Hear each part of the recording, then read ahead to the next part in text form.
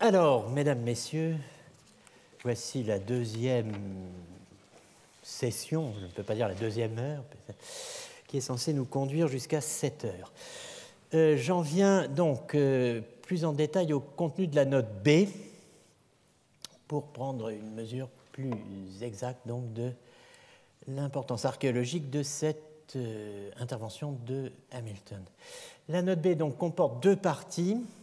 La première est consacrée à la distinction entre representative, intuitive or immediate et representative or immediate cognition, with the various significations of the term object, its conjugates and correlatives.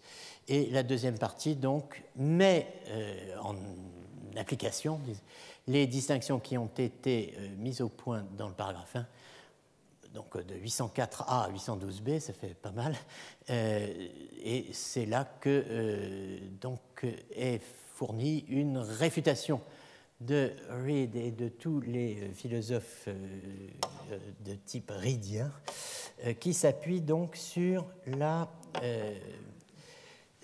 les distinctions mises au point au paragraphe 1. Alors,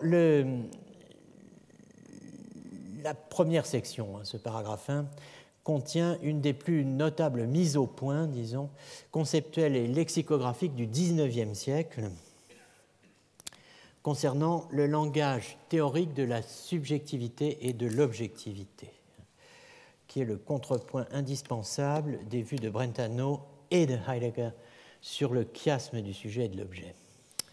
On peut même se demander si elle n'est pas une source de Brentano, c'est probable, possible en tout cas. La même remarque vaut pour ce qui touche au langage du réel et de la réalité, qui est scruté dans une série de développements, ce qu'il appelle conjugates et correlatives.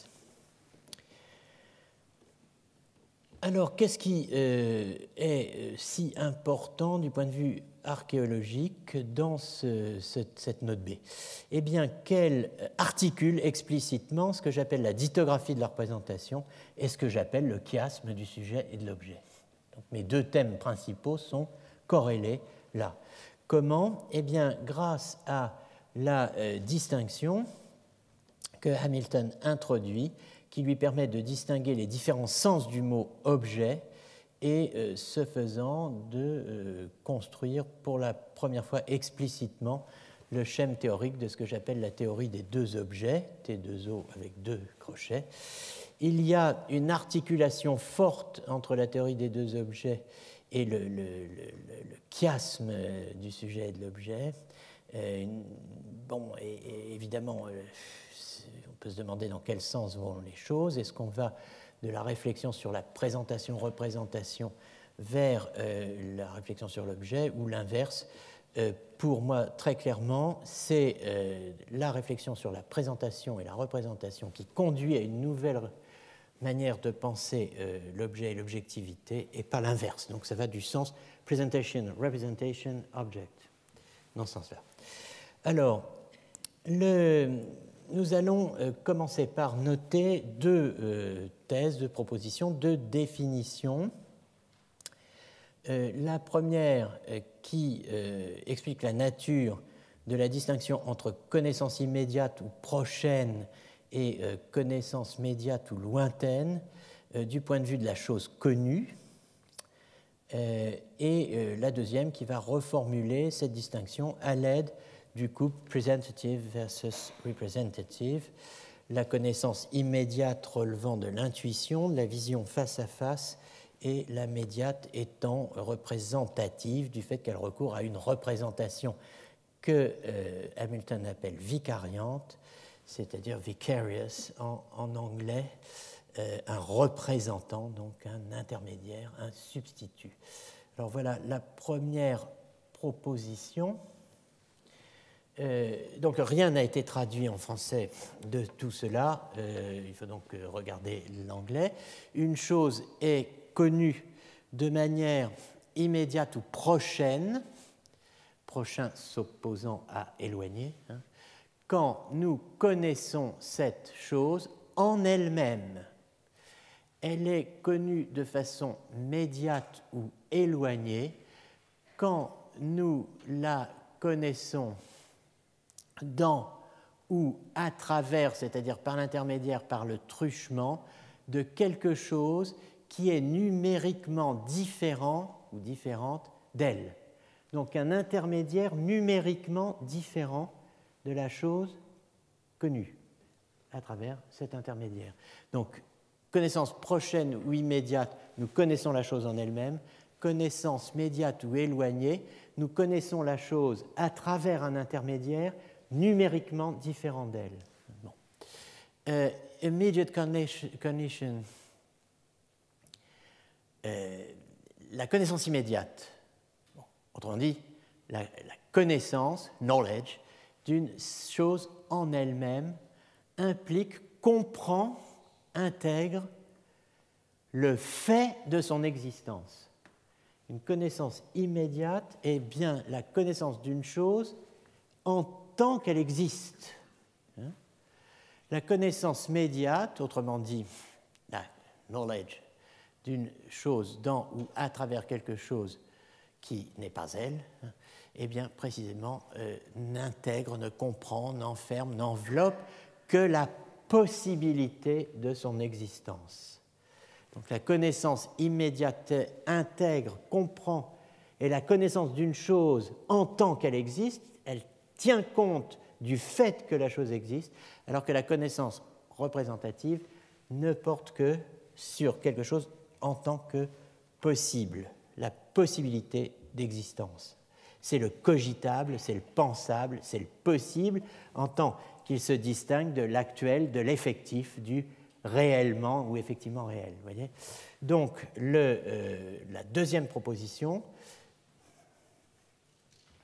une connaissance immédiate, dans la mesure où la chose est elle-même, la chose connue, est elle-même, est présentée elle-même en personne, si je puis dire, à l'observation, peut être appelée présentative, alors que, en tant que la chose présentée est vue par l'esprit face à face, eh bien, de ce point de vue, plutôt que présentative, bien qu'il s'agisse de la même chose et du même mode de connaissance, mais on va l'appeler plutôt intuitive. Donc, dans une connaissance immédiate, le fait que ce soit la chose elle-même qui soit là en présence, qui soit présente elle-même, fait que la connaissance est dite présentative, mais en même temps, dans la mesure où la chose est vue de manière facie ad faciem, face to face, elle est dite intuitive. Une connaissance médiate, en tant que la chose n'est prise, saisie, tenue ou mirrored, donnée en miroir spéculairement, de façon spéculative à l'esprit, dans une représentation vicariante, eh bien, on l'appelle en fait representative, c'est une connaissance représentative. Il y a ici une petite croix parce que, en fait, les notes de Hamilton sur Reid comprennent, le type était quand même un peu spécial, comprennent un certain nombre de notes sur ses propres notes. Donc, il ajoute, parce qu'il n'est pas absolument certain qu'on ait bien compris ce que voulait dire representative, il ajoute en bas de page des notes sur ses notes. Alors, bon...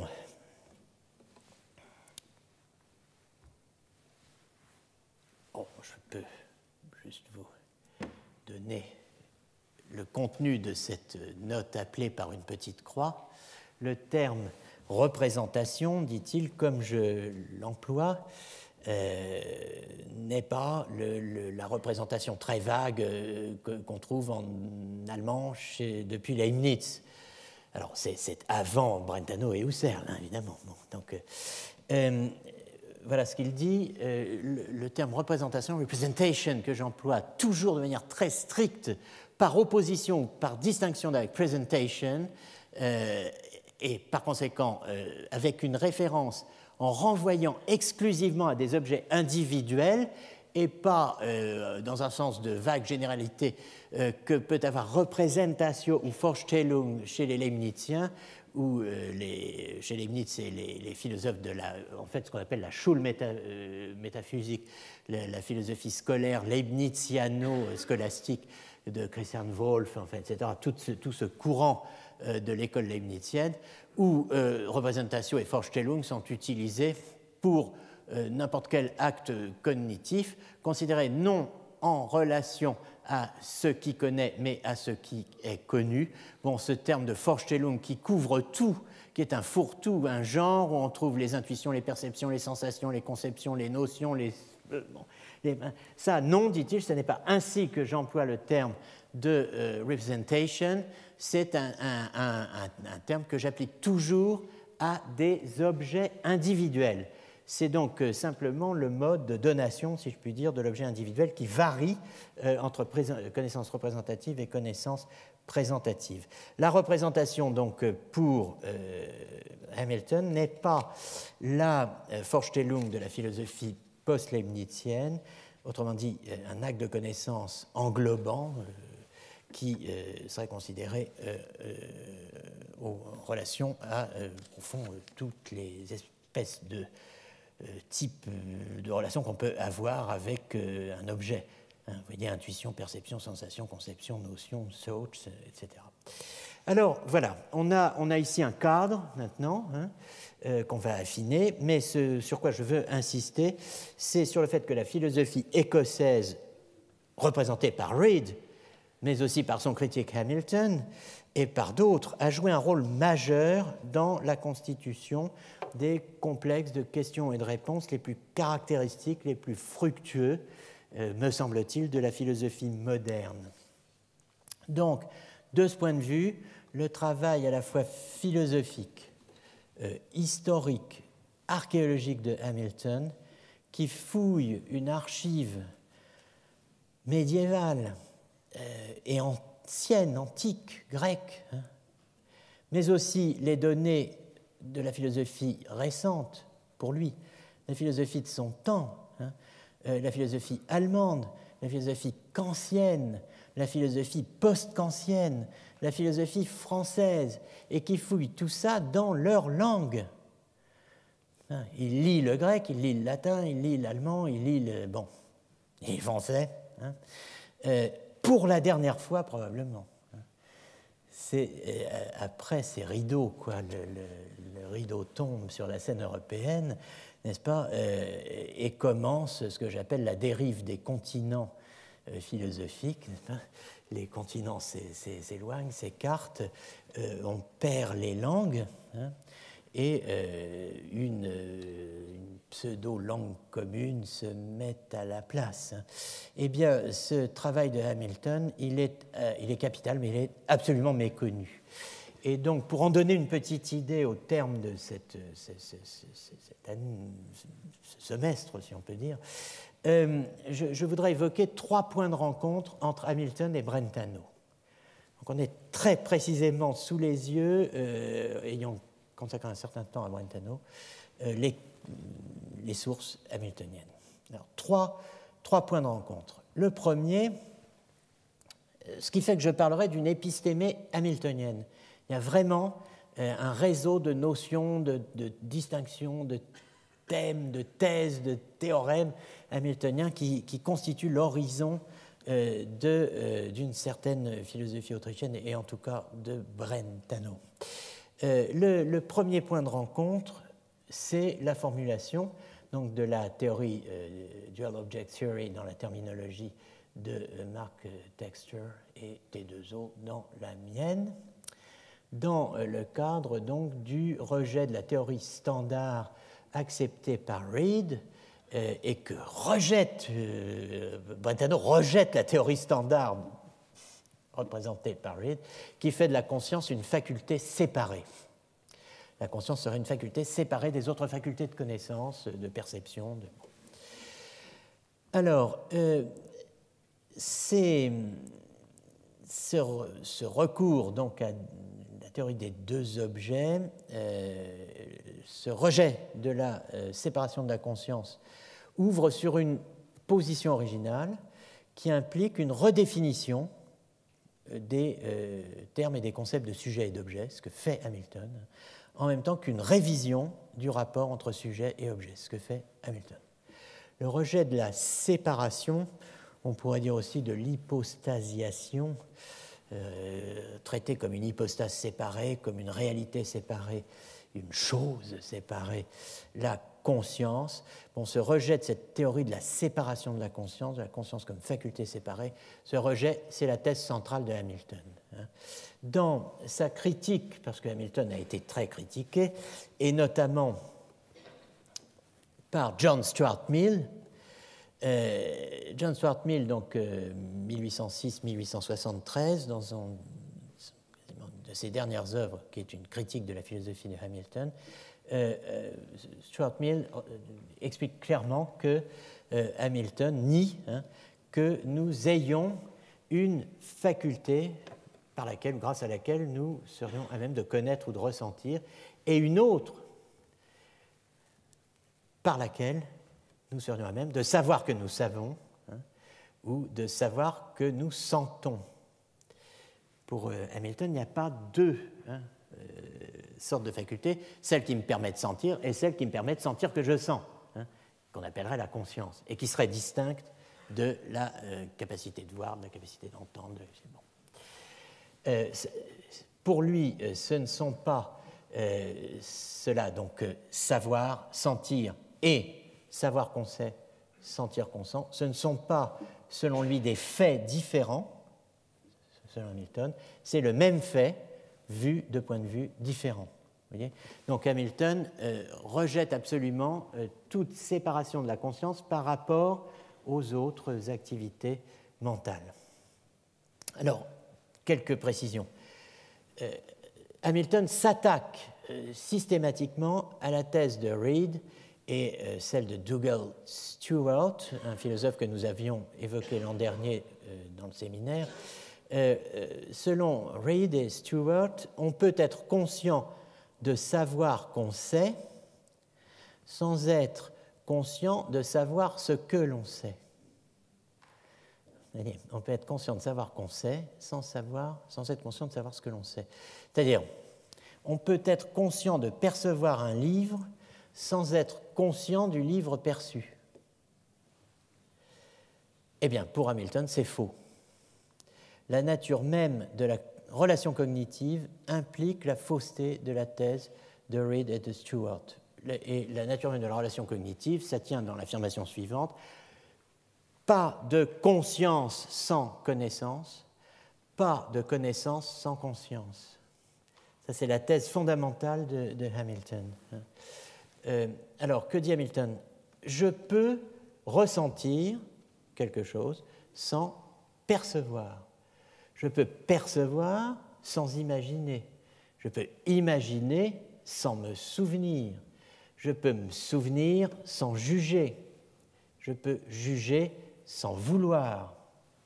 Mais je ne puis ressentir sans être conscient que je ressens. Donc ressentir, il faut ajouter quelque chose.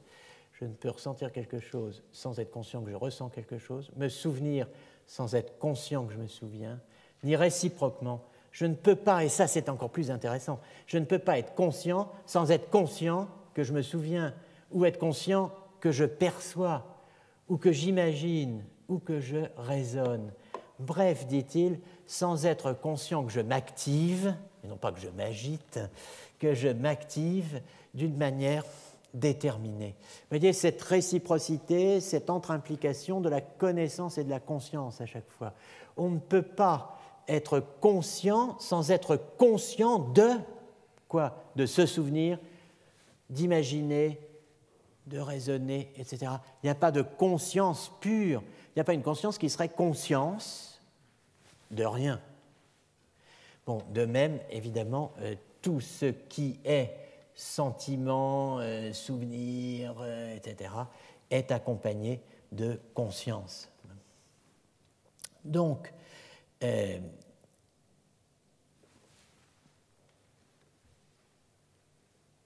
vous avez chez Hamilton, d'une certaine façon, découverte une représentation assez claire de ce qu'on a appelé la KK thesis chez Intica. Vous avez cette notation avec le K de knowledge, knows, savoir, A qui désigne un individu et P qui désigne une proposition. Si A knows that P, if A knows that P, si A sait que P, alors A sait que P. Mais aussi, si A sait que P, alors A sait que P. Ce n'est pas la même chose de soutenir ces deux thèses, hein, et certains ne soutiennent que la première et pas la seconde. Hamilton écrit « Les propositions « nous savons » et « nous savons que nous savons » sont logiquement distinctes, puisque dans la seconde, il y a une itération de la première, enfin, c'est-à-dire de l'acte de connaître, mais elles sont réellement identiques. Il n'y a pas de distinction réelle entre savoir et savoir que je sais. Alors, Hamilton cite sur ce point, on voit que c'est décidément un lecteur omnivore, il va chercher, c'est ce qu'on lui a reproché parfois, de mobiliser une nuée d'autorités, de citations, de témoignages, etc.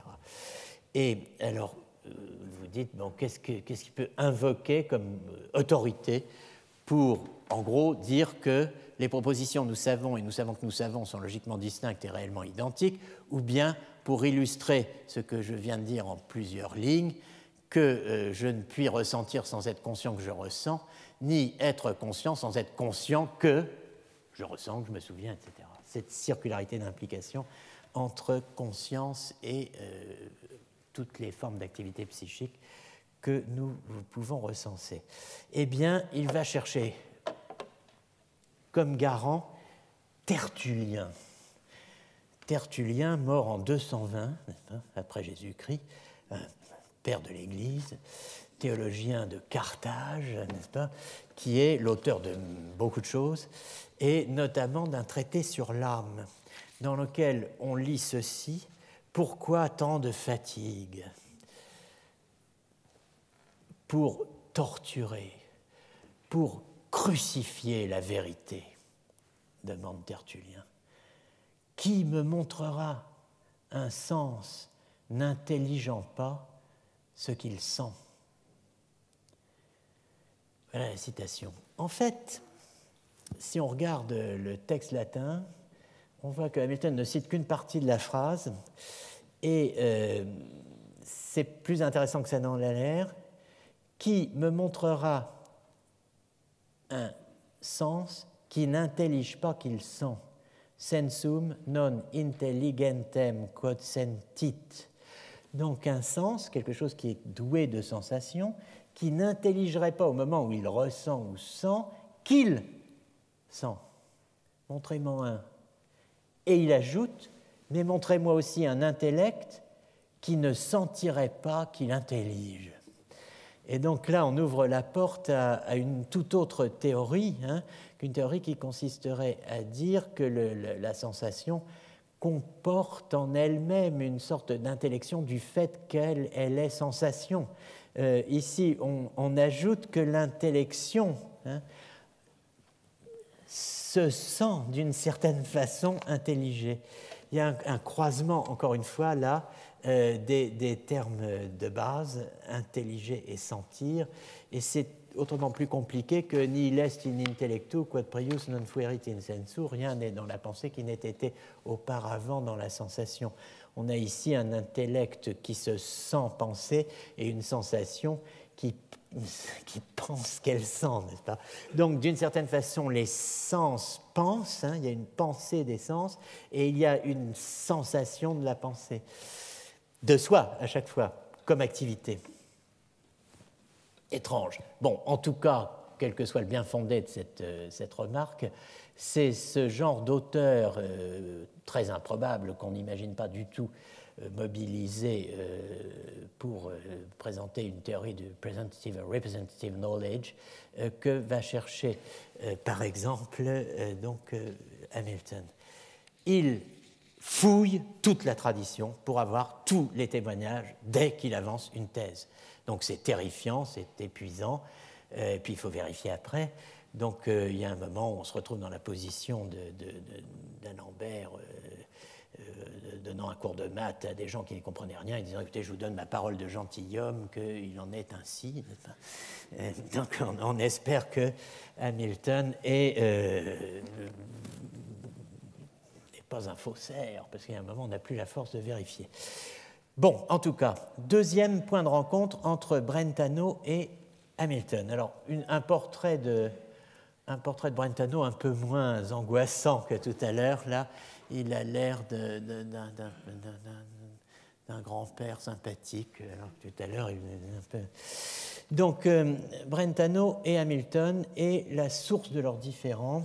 Bon, c'est le thème dont nous sommes partis au début du semestre, c'est la classification tripartite des fonctions psychiques et le statut, dans cette tripartition des fonctions psychiques, le statut des sentiments. Et ce point de rencontre, ce différend entre Brentano et Hamilton, débouche sur une distinction entre sujet et objet, où, à mon avis, s'accomplit la figure suprême de ce que j'ai appelé le chiasme du sujet et de l'objet. Alors, Hamilton a une division originale des phénomènes psychiques. Il distingue cognition, feeling et conation, comme dans le latin conatus, la tendance, l'effort, la poussée. Donc connaissance, sentiment et pulsion, tendance, effort. Conation.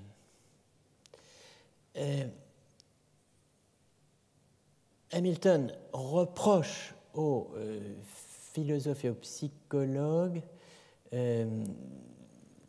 alors bon, on peut traduire conation par désir, au fond, si vous voulez. Ce sera peut-être plus simple. Donc, connaissance, sentiment, désir, mettons.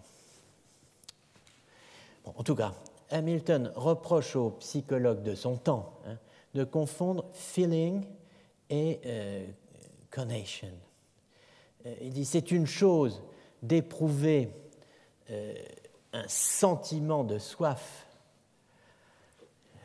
ou de faim, d'en souffrir, et une autre de désirer apaiser sa faim ou étancher sa soif, et c'en est encore une autre de savourer leur extinction, faim et soif, en brandissant une fourchette ou en levant son verre. Donc le plaisir et la peine, dit-il, ce qu'on éprouve quand on a faim, quand on a soif, cela renvoie au présent.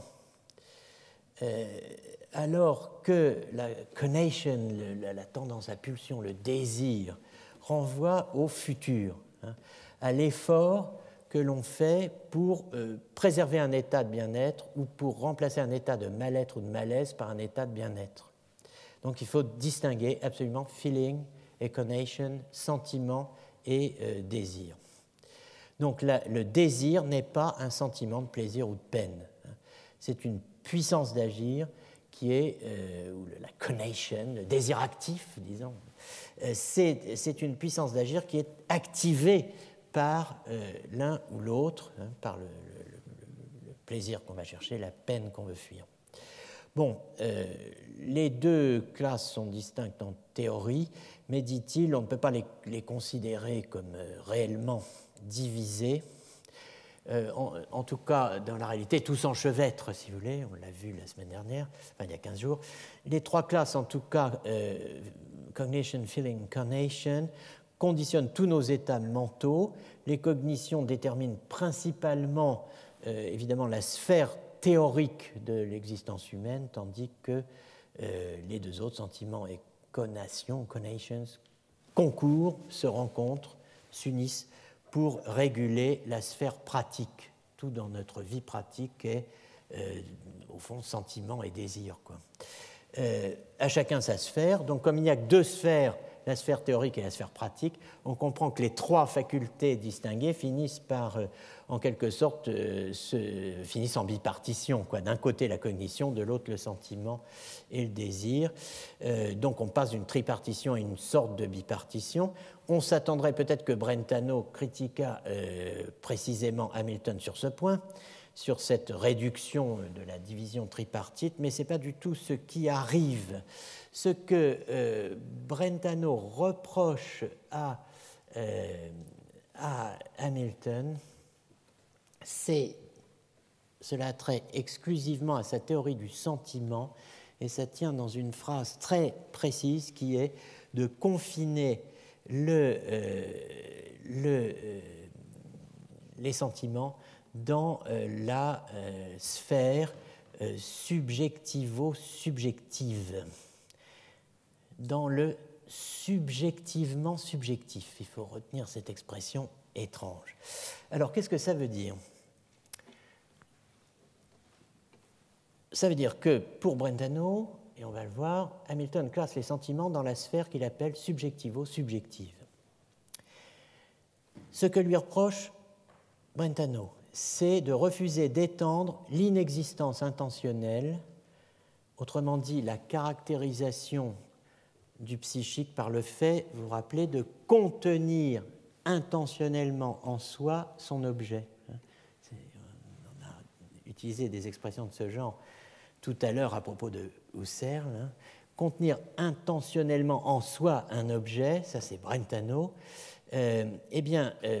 Hamilton refuse d'étendre cette caractérisation du psychique par le fait de contenir intentionnellement en soi un objet, il refuse de l'étendre au sentiment. Il ne l'applique pas au sentiment. Brentano refuse d'attribuer ce caractère, dit-il, à toute une classe importante de phénomènes psychiques, à tous les phénomènes donc, qu'il désigne sous le nom de sentiments, au plaisir et à la douleur, dans toute la variété de leur mode et de leur degré. J'étais allé un peu trop vite, voilà la critique de Brentano. Donc le désaccord est précis et il est limité. Pour le reste, en dehors de la théorie du sentiment, les deux philosophes s'accordent. Ils soutiennent tous les deux qu'il n'y a pas de pensée et qu'il n'y a pas de désir sans objet. Toute pensée est pensée d'un objet, tout désir est désir d'un objet. On ne peut pas dire qu'on éprouve un désir sans objet. Ça se dit dans la littérature, mais pour Brentano, ça n'a pas lieu d'être. En ce qui concerne les phénomènes de la pensée et du désir, dit Brentano, il est d'accord, Hamilton, avec nous. Il admet comme évident qu'il n'y a pas de pensée sans objet pensé, ni de désir sans objet désiré. Le problème, donc, c'est là, c'est le sentiment. Donc, Brentano reproche à Hamilton de classer les sentiments dans la sphère subjectivo-subjective. Hamilton, si vous voulez, était à deux pas, à un pas même, de découvrir la relation intentionnelle, qui se définit donc très précisément par le fait de contenir intentionnellement ce qui est visé à titre d'objet, objectivement, contenir la chose à titre d'objet visé, objectivement. Eh bien, Hamilton était à un pas de découvrir cette relation intentionnelle, mais il ne le franchit pas, il reste prisonnier de sa théorie de l'objet. Il reste prisonnier de la distinction sujet-objet telle qu'il la reçoit de la tradition, et je vous ai dit qu'il fouille partout, qu'il lit, qu'il feuillette les volumes grecs, latins, allemands, anglais, français. Bon, ce qu'il reçoit de la tradition, c'est une certaine théorie de l'objet, de la distinction sujet-objet et de la relation entre sujet et objet, qu'il remanie, certes, qu'il reformule, qu'il retouche, mais sans arriver à la dépasser, dépasser la relation sujet-objet, ou à la refonder sur une base nouvelle.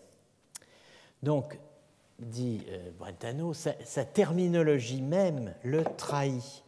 Elle est censée pousser le plus loin possible, si vous voulez, le schème hérité de la scolastique médiévale, puis tardive, prémoderne, moderne, mais en fait, elle n'aboutit, elle va loin, mais le point d'arrivée, c'est une contradiction. Hamilton arrive à une contradiction. Il part bien, avance bien, finit mal. Il aboutit à une contradiction. Alors, où est-elle, cette contradiction? Il soutient que dans les phénomènes affectifs, autrement dit, les phénomènes de plaisir et de douleur, dans la terminologie de Brentano, la conscience ne situe pas l'impression physique ou l'état physique hors d'elle-même, elle ne les considère pas en eux-mêmes, apart, mais elle se fond en eux, la conscience se fond dans l'impression physique ou l'état physique, elle ne fait qu'un avec eux. Si vous regardez la traduction française de la psychologie d'un point de vue empirique à la page considérée, vous trouverez ce fonde, qui est particulièrement malheureux. Il ne faut pas lire se fonde, mais se fond.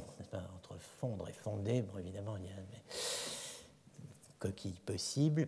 Donc, l'expression subjectivement subjectif vient de cette fusion là. Donc, comme on ne comprend pas exactement, et ça arrive souvent avec Brentano, ce qu'il veut dire exactement, il vaut mieux regarder le texte original de Hamilton, celui où il met en place, dans ce très curieux langage, n'est-ce pas, la distinction des trois sphères. Donc, les relations de connaissance, knowledge, sont celles qui prennent leur origine dans l'interdépendance ou la dépendance réciproque du sujet et de l'objet de pensée, du moi et du non-moi, self and not self, ego and non-ego, donc il y a deux termes, le soi et le non-soi, le moi et le non-moi, ou le je et le non-je, subjective and objective. Whatever comes into consciousness, tout ce qui entre dans la conscience, qui vient à la conscience, is sought by us, est pensé par nous, soit comme appartenant au moi mental, mental self, exclusivement. C'est pourquoi on va dire qu'il est subjectivo-subjectif. Il appartient au sujet et au sujet seulement. Donc il est subjectif, puisqu'il appartient au sujet, mais comme il n'appartient qu'au sujet et à lui seul, il est subjectivement subjectif, il est subjectivo-subjectif. Ou bien ce qui entre dans notre conscience est pensé par nous comme appartenant au non-moi exclusivement. Donc il appartient à l'objet, mais comme il n'appartient qu'exclusivement à l'objet, il est objectivement objectif, il est objectivo-objectif. Ou bien il appartient partly to both, il appartient partiellement aux deux, ce qui fait qu'il est subjectivement objectif. Bien. Mais, dit Hamilton, c'est quand même bien difficile de trouver exactement les mots qui exprimeraient précisément toutes les corrélations complexes qui existent dans le domaine de la connaissance. Vous notez le terme corrélation qui est important. Brentano rejette cette taxinomie. Non pas parce qu'elle jargonnerait, c'est pas ça qui lui fait peur, subjectivement subjectif, subjectivo-subjectif, objectivement objectif, subjectivo-objectif, bon, why not?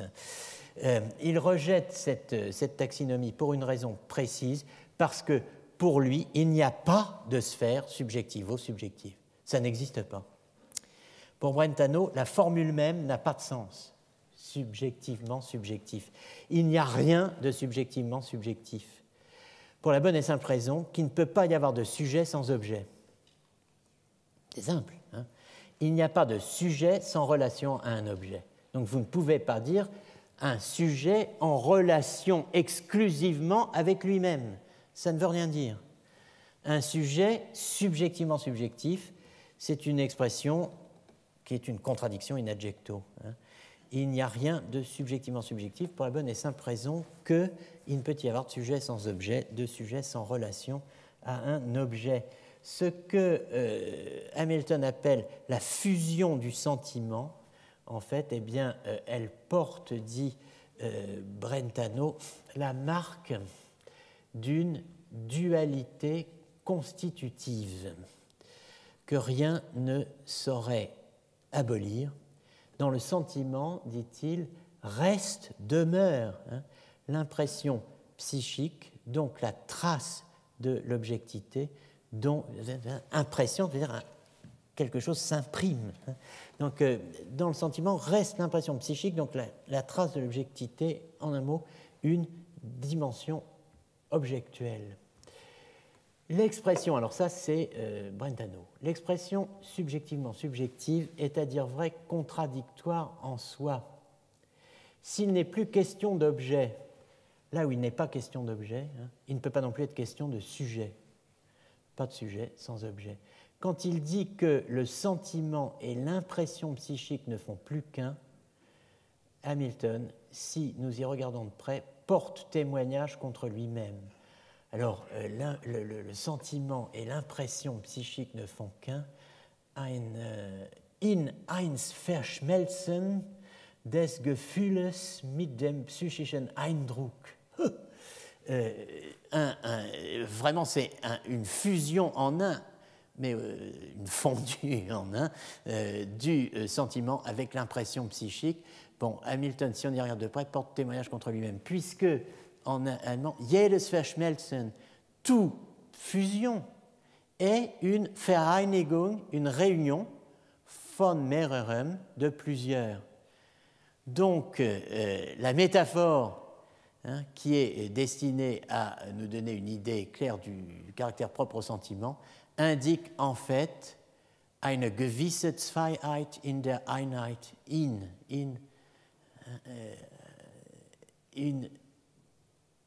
incontestable, une certaine dualité dans l'unité. Vous voyez, qui dit fusion dit Vereinigung von mehreren. Donc c'est que le point de départ, c'est bien deux. C'est un peu capillotracté, mais quand même, c'est le point de vue que défend Brentano. Une dualité, eh bien, c'est ce que Hannah Arendt, au début de ce séminaire, appelait le deux en un. Vous vous souvenez peut-être de ça, two in one, qui concernait aussi bien la pensée c'est deux en un, que le vouloir, willing. Et Hamilton a tort d'en accepter, d'en retirer, d'en faire exception pour le sentiment. Hamilton donc ne voit pas que tous les phénomènes psychiques, sans exception, y compris le sentiment, ont une représentation objectuelle à la base.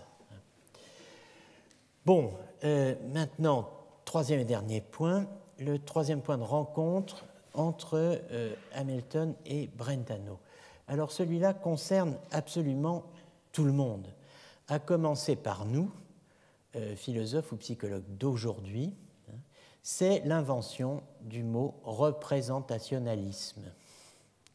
En anglais, representationism, une catégorie philosophique, une catégorie métaphilosophique, historique, psychologique et même métapsychologique, qui fait partie désormais, le représentationnalisme, du lexique philosophique de base, du vocabulaire philosophique commun. Personne ne le dit, et peut-être parce que peu de gens le savent, et de toute façon, quand même, ils le sauraient, ils n'y attacheraient, je pense, pas la moindre importance. C'est Hamilton qui a inventé le mot representationism, représentationnalisme. Alors, qu'est-ce que le représentationnalisme ou représentationnisme? On appelle représentationnalisme toute théorie de la connaissance, toute théorie de la perception qui intercale un objet dit représentatif, qui intercale donc un objet dit représentatif entre un objet qui est dit représenté. Alors ici, je garde le même schéma qui était celui des contenus chez Husserl, pour remplacer ça par des objets, qui intercale donc un objet dit représentatif entre un objet représenté et un sujet représentant. Voilà ce qu'on appelle une théorie représentationnaliste ou représentationnalisme. La théorie classique des idées, ideas, est une théorie représentationnaliste. La théorie brentanienne du médiateur. Vous vous rappelez, il y a un médiateur, un objet intermédiaire, c'est la théorie des deux objets, entre l'esprit et l'objet visé extérieur. L'objet cible, l'objet médiateur et le sujet connaissant, si vous voulez. Bon, la théorie brentanienne du médiateur, toutes les variétés de la théorie des deux objets qui font intervenir un tiers objectuel, c'est-à-dire un quelque chose qui est compris entre ce qui connaît et ce qui est censé être connu, donc qui introduit ici quelque chose, un intermédiaire. Toute théorie qui introduit un intermédiaire objectuel, qu'on le baptise fictum, fiction, comme le fera le premier Occam, théorie qu'il abandonnera ensuite, ou de quelque autre nom qu'on baptise cet intermédiaire, toute théorie qui admet un intermédiaire entre le sujet connaissant et l'objet connu est une théorie dite représentationnaliste. Qu'est-ce qui s'oppose au représentationnalisme? Eh bien, ce que Hamilton appelle le réalisme direct ou naturel, le réalisme naturel, qu'on appelle aujourd'hui le réalisme direct.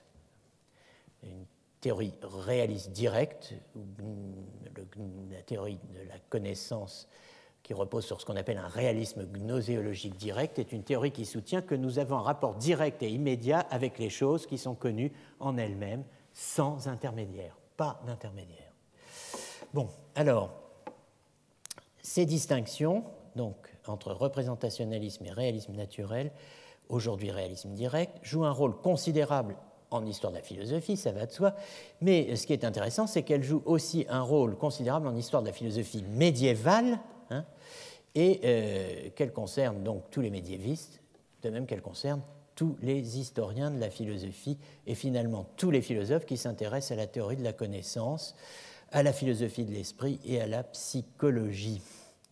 Évidemment, l'invention du représentationnalisme a partie liée avec ce que j'ai appelé la dictographie de la représentation. Partie liée, qu'est-ce que ça veut dire? Ça veut dire qu'elle en est à la fois un révélateur et qu'elle en est aussi un principe actif.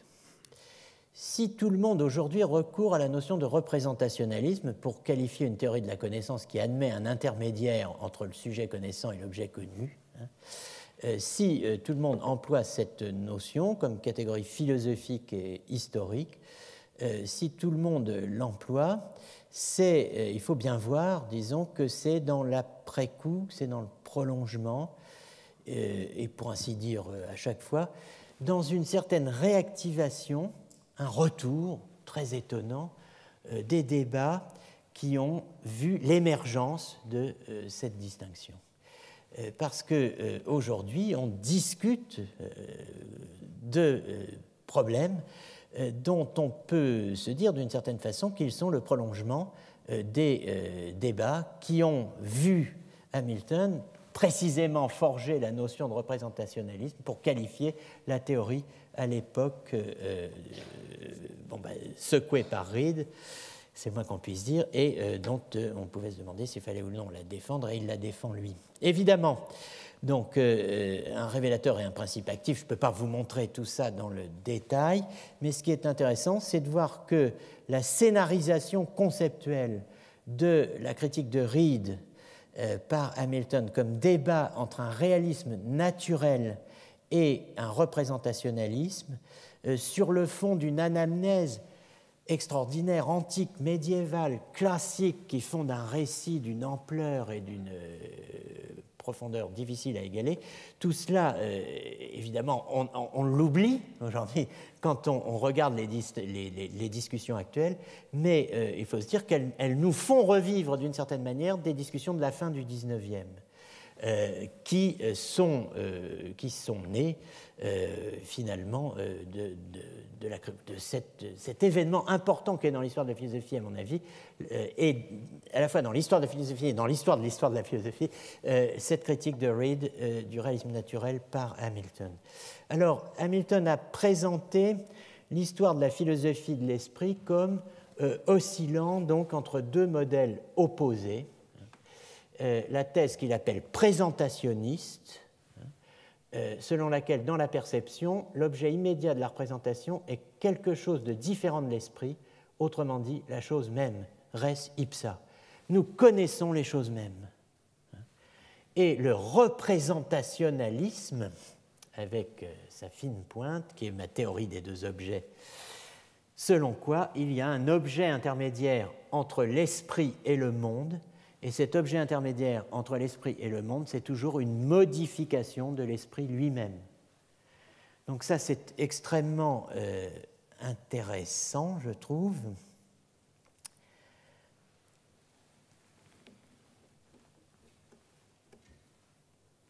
Ça va nous permettre de définir précisément maintenant ce qu'est le représentationnalisme et ce qu'est une théorie représentationnaliste, selon Hamilton, mais encore aujourd'hui.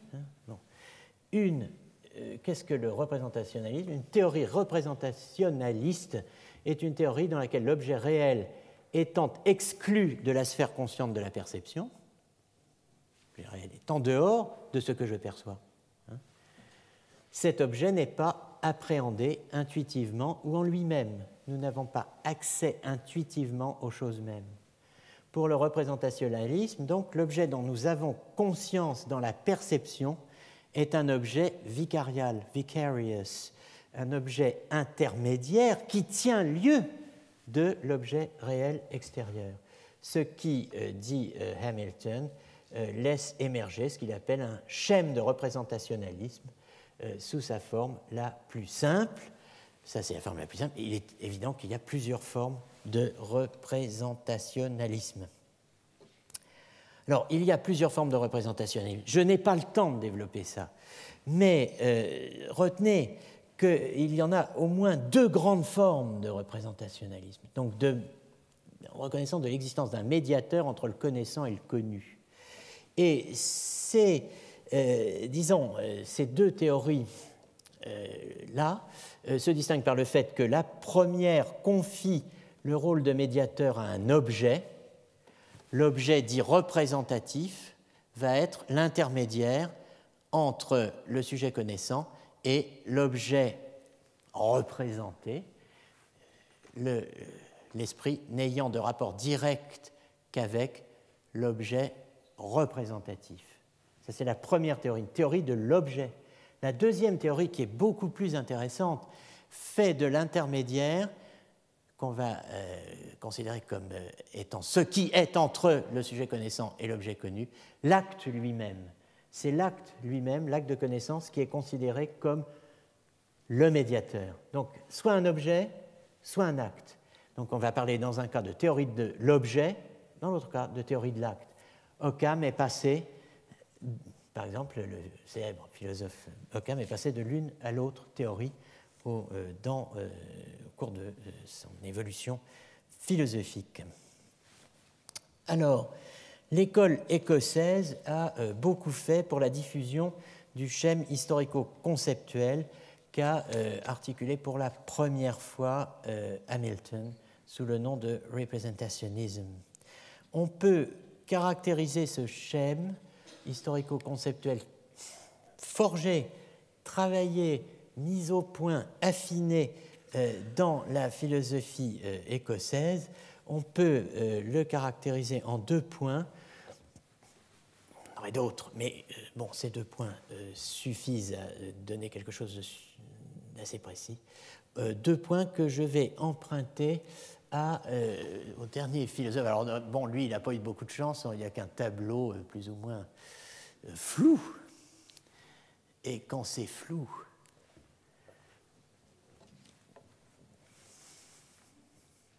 il n'y a pas de loup, non. Il y a un Écossais, James Frederick Ferrier, 1808-1864, qui est un philosophe extrêmement intéressant, qui a inventé plusieurs disciplines philosophiques.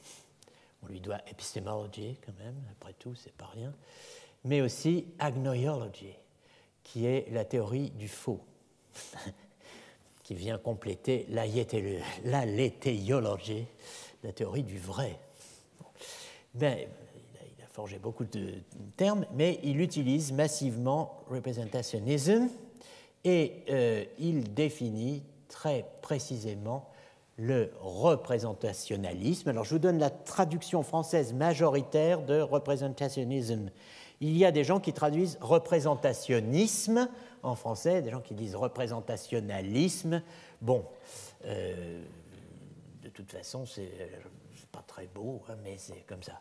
Donc, est-ce que ça a deux N ou pas? Voilà, c'est le type de grand problème philosophique qui agite les consciences la veille de la confection d'un PowerPoint qui va vous torturer, d'abord crucifier, ensuite, n'est-ce pas, pour reprendre les expressions de Tertullien, dans la mémoire collective du fait que ces séances sont vidéographiées,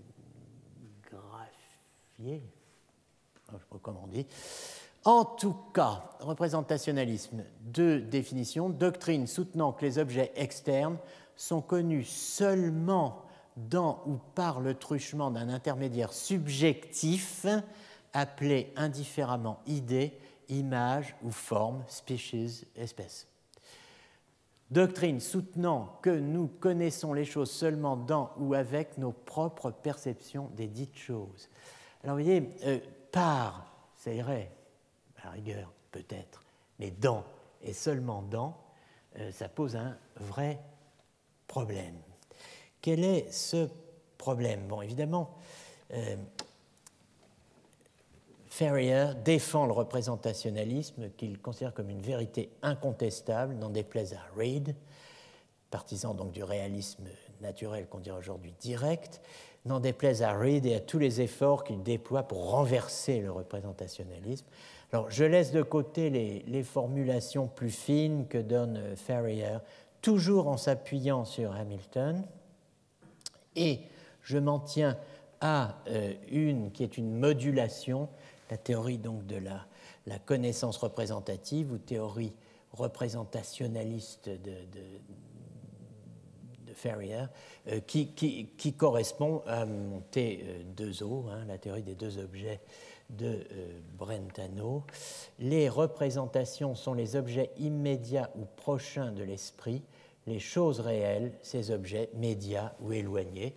Vous reprenez toujours ce petit schéma, donc l'esprit, ici les choses réelles qui sont les objets éloignés, hein, et qui ne sont donc pas immédiats puisqu'ils sont éloignés, et nous avons au milieu les objets immédiats, ce qui est immédiatement en relation, en rapport, en contact avec le sujet connaissant ou l'esprit, hein.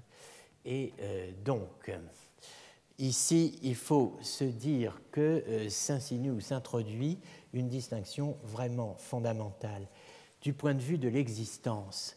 L'existence, donc je vais quand même pousser jusqu'à la transformation du C en O. Alors pour ceux qui ne voient pas que j'écris au tableau ceci, ils vont se demander si on fait une expérience de chimie amusante. Non, mais enfin non. Donc, objet 1, objet 2, l'objet immédiat, l'objet éloigné. Bon. L'existence donc d'une relation entre l'esprit et l'objet 1 et l'esprit et l'objet 2 est évidemment un problème. Comment est-il traité ici? Deux lignes, enfin trois, qui suffisent à montrer la distinction. Enfin, quel est le problème en théorie de la connaissance? L'existence des objets dits immédiats ou prochains, hein, cette existence, nous la connaissons, elle est objet de connaissance. puisque évidemment l'objet est immédiat, on a un contact immédiat avec, l'existence des objets immédiats est affaire de connaissance. L'existence des objets éloignés qui sont seulement connus à travers les premiers et dans les premiers, elle est affaire, donc là, cette existence, elle est affaire de croyance. En bas, nous avons la connaissance.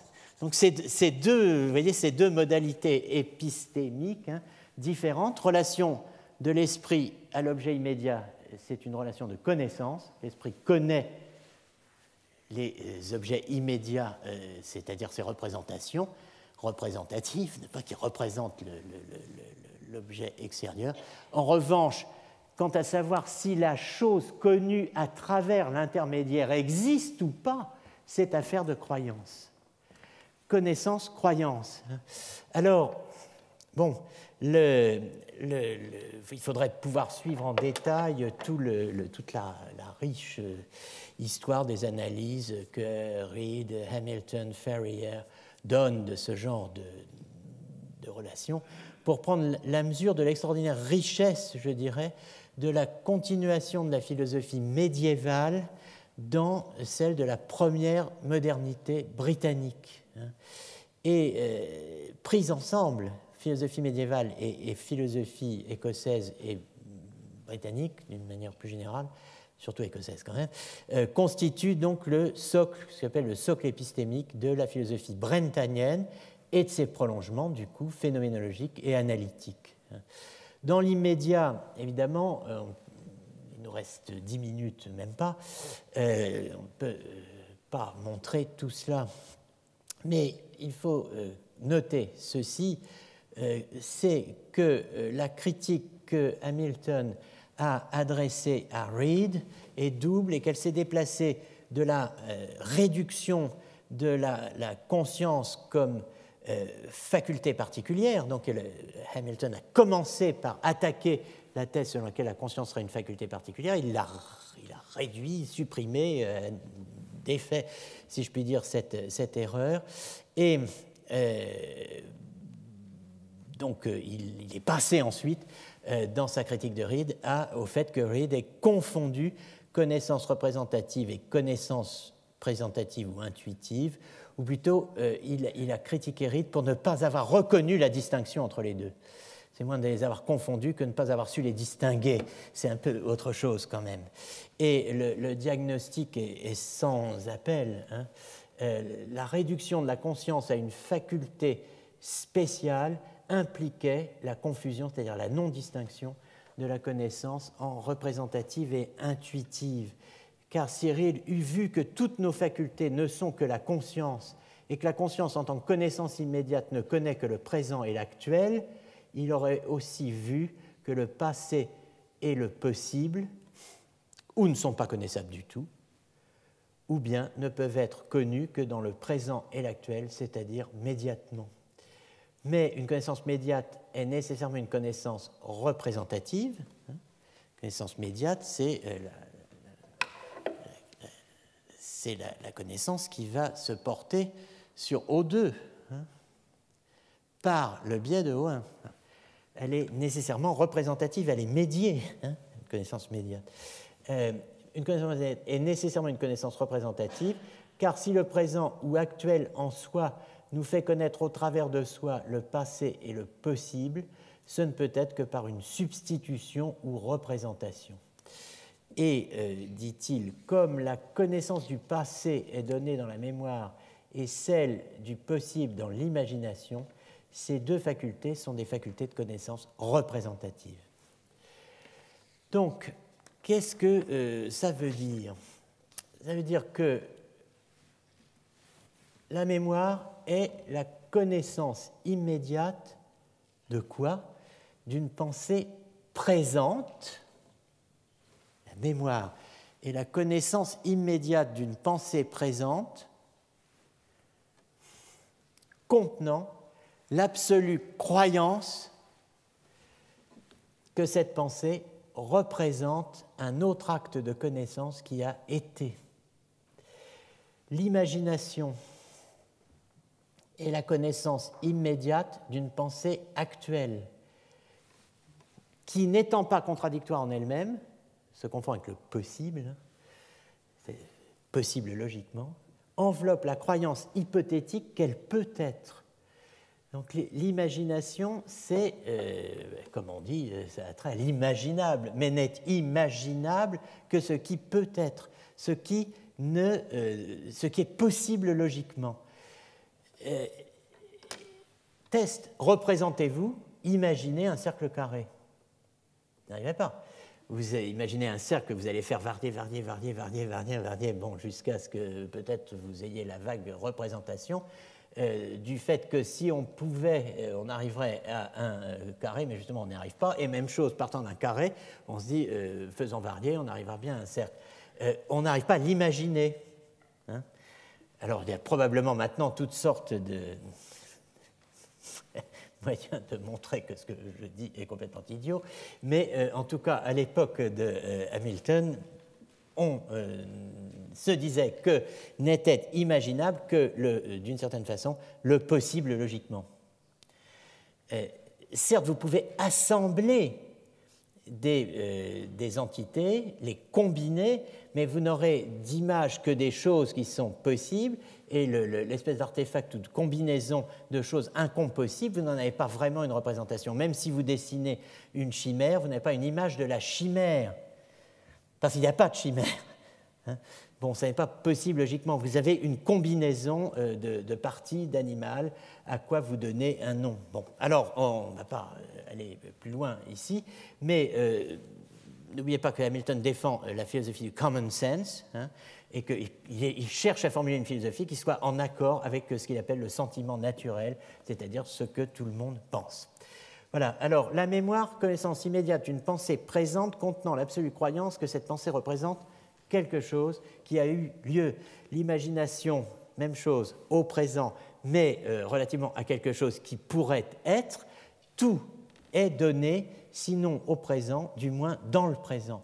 Tout est donné comme présent, dans le présent, tout est donné comme passé, quand c'est passé, mais dans le présent, tout est donné comme futur, en tant que futur, dans le présent. Il faut toujours un intermédiaire qui est cela. Vieux thème augustinien, vieux thème médiéval de la psychologie moderne, auquel, avec la reprise en sous-main de la distinction entre notitia intuitiva et notitia abstractiva, Hamilton donne une sorte de profondeur de champ assez vertigineuse. Alors là, la méconnaissance des sources du représentationnalisme, la méconnaissance des conditions de son émergence, la méconnaissance de l'origine et de la portée de la distinction entre connaissance présentative ou intuitive et connaissance représentative ou abstractive dans l'anglais philosophique du XIXe siècle. L'usage plus ou moins amnésique de termes qui sont pourtant déjà lourdement chargés de théorie. Cet usage amnésique qui est exigé par le job market nord-américain, l'extrême confusion qui règne dans l'emploi actuel des termes presentation, representation, self-presentation, self-representation, tout cela est battu en brèche dès que l'on aborde sérieusement l'étude de la nébuleuse brentanienne, la confrontation avec Brentano, avec les élèves de Brentano, avec les sources de Brentano, avec les adversaires de Brentano, avec les partenaires de discussion de Brentano, oblige, pour ainsi dire, à abandonner ce que, dans ma leçon inaugurale, j'appelais l'autoroute, la grande autoroute de l'histoire, dont l'autoroute heideggerienne de l'histoire de l'être. Il s'agit de frayer de nouveaux chemins. Alors, frayant quelques-uns de ces chemins, c'est le moment de conclure. Nous avons pu, tel un miroir promené au long d'une route, la définition du roman selon Stendhal, mais ici il s'agit d'un miroir brisé que nous avons promené en morceaux au long d'un réseau routier compliqué comportant énormément de chemins vicinaux. En tout cas, malgré tout, frayant quelques-uns de ces chemins, nous avons pu constater la très grande généralité du modèle tripartite du psychisme. cette trinité, cette division en trois, qui commence avec Platon, dont nous n'avons pas parlé, qui se poursuit avec Augustin et Plotin, et les diverses classifications d'états, de facultés, d'activités, de pouvoirs que nous avons évoquées en partant de la tripartition de Hannah Arendt en thinking, willing, judging, et en suivant le fil conducteur de la critique brentanienne de Bain jusqu'à la redécouverte de l'intentionnalité. D'aucuns, je le sais, pour en avoir discuté avec elles ou eux, eussent souhaité nous voir aller jusqu'à Freud et au topique, elle-même tripartite, utilisée dans la métapsychologie. Inconscient, préconscient, conscient dans la première, ça, moi, sur moi dans la deuxième. C'est vrai que Brentano est comme élève et auditeur. Bon. Freud, le temps m'a manqué, mais la vraie raison, plus que le temps, c'est que je me suis souvenu des remarques ironiques de Renouvier, philosophe un peu oublié aujourd'hui, sur les classifications du psychisme inspirées par ce qu'il appelait le respect superstitieux du nombre 3. Et où dit-il, c'est dans son traité de psychologie, hors de ce nombre sacré, 3, on ne trouve rien de commun avec les classifications qu'il inspire. Bon, alors je me suis limité à ce qui était pour moi archéologiquement traçable. L'origine de la prégnance, de la récurrence obsédante en psychologie après Augustin et au-delà d'Augustin de ce que Hannah Arendt appelle le 3 en 1, pour caractériser le psychisme, bien, ça reste à étudier. Si limités soient nos résultats, l'attention portée à la psychologie empirique de Brentano nous a permis au moins d'éclairer quelques aspects importants et méconnus dans l'histoire de la psychologie du Moyen-Âge jusqu'au seuil de la modernité. Premier résultat, la reprise singulière du modèle périchorétique d'immanence mutuelle des activités psychiques et de la mince, esprit, dans la théorie brentanienne de l'enchevêtrement, pour appeler ça peut-être, des activités psychiques, et sa source chez Hamilton qui parle d'interwoven, d'emmêlement, de tissage, entre précisément 3 formes, classes fondamentales d'activité. Deuxième résultat, la signification et la portée, je pense, de la théorie brentanienne des 2 objets dans ces 2 versions. La première version sur laquelle tout acte psychique se contient lui-même à titre d'objet secondaire, et la deuxième version selon quoi la conscience de percevoir un objet contient celle de l'objet perçu, la conscience de percevoir du rouge contient la conscience de rouge. Bon. Dispositif que nous avons pu connecter alors rapidement, trop rapidement, au problème aristotélicien du de anima, problème dit de la sensation consciente, et à la KK thesis de Intica, si A c'est que P, alors A c'est que P. Bon.